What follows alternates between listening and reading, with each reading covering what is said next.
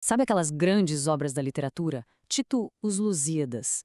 Elas têm uma espécie de arquitetura secreta, uma estrutura que a gente não vê de cara.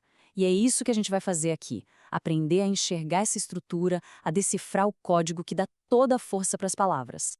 Olha só, essa é uma das estrofes mais famosas de toda a língua portuguesa, né? A emoção, a beleza que tem aqui, isso atravessa séculos. É uma passagem com uma força incrível, não tem como negar. A grande pergunta é: tá, mas como Camões fez isso? A mágica não tá só na inspiração, tá na técnica também. Então vamos mergulhar fundo e investigar o ofício que existe por trás da arte. Para começar, a gente precisa entender o básico do básico. Toda oração, não importa o quão complexa ela pareça, se apoia em duas partes que são essenciais. A primeira parte é o sujeito. Pensa nele como se fosse o protagonista da oração, sabe? É sobre quem ou sobre o que a gente está falando. Ele vai ser o centro da nossa investigação. E bom, se o sujeito é o nosso protagonista, o predicado é todo o resto da história. É o que o sujeito faz, o que ele é, o que acontece com ele, é a outra metade que completa a estrutura. Olha só como a divisão fica super clara aqui. De um lado, a menina, que é o sujeito. Do outro, organizou os livros na estante, que é a ação, ou seja, o predicado. Uma estrutura bem direta, né? E aqui está a nossa principal ferramenta de detetive. Para achar o sujeito em qualquer frase, o truque é esse. Basta perguntar para o verbo quem ou o quê. A resposta para essa perguntinha quase sempre vai nos levar direto para ele. Beleza. Agora que a gente já tem as ferramentas, vamos conhecer os tipos mais comuns de protagonistas nas orações, os atores principais da nossa história gramatical. O sujeito simples é o mais direto ao ponto. A oração tem um foco só, um único centro de ação que a gente chama de núcleo. E o Camões nos dá um exemplo perfeito, e bem forte, aliás. A escolha de um sujeito simples aqui, cabeças, é genial.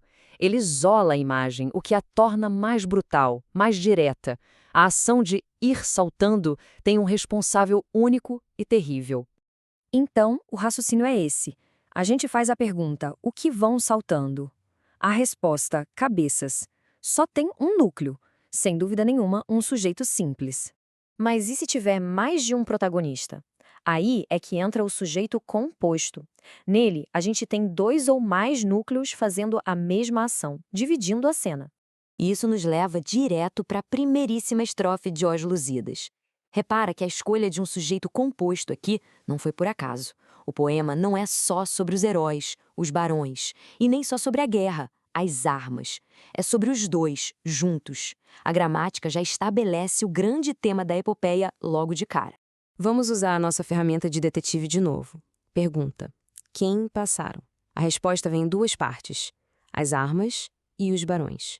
Dois núcleos bem claros. É um sujeito composto clássico. Muito bem, já conhecemos os protagonistas que estão ali na nossa cara. Agora vamos entrar nos mistérios gramaticais, naqueles sujeitos que não aparecem de forma tão explícita. O sujeito oculto é tipo um personagem que está fora de cena, mas a gente sabe exatamente quem ele é. Ele não está escrito ali, mas a terminação do verbo ou o contexto da frase entrega tudo. Isso deixa o texto bem mais ágil, mais fluido. Olha só esse exemplo. Em temos novidades, quem é que tem? A terminação emos só pode se referir a nós. Não tem erro. O sujeito está ali, escondido na própria conjugação do verbo. Agora, o sujeito indeterminado, esse sim é um mistério de verdade. Aqui, quem faz a ação é desconhecido, é genérico, ou o autor simplesmente escolhe não revelar, talvez para criar um efeito de fofoca, de rumor. O ponto é que não dá para saber quem é, e essa é a intenção. A diferença aqui é fundamental. Em Fomos ao Cinema, o sujeito é conhecido, nós. É oculto. Mas em Falaram Bem de Você, quem falou? Alguém, né? A gente não sabe quem. Esse é o sujeito indeterminado.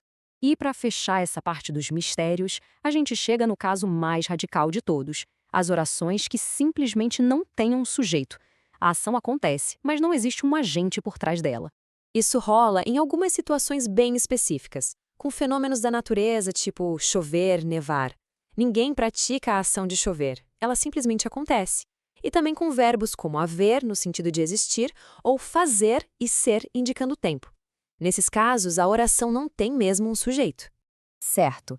A gente passou por toda essa análise, mas, no fim das contas, por que isso importa?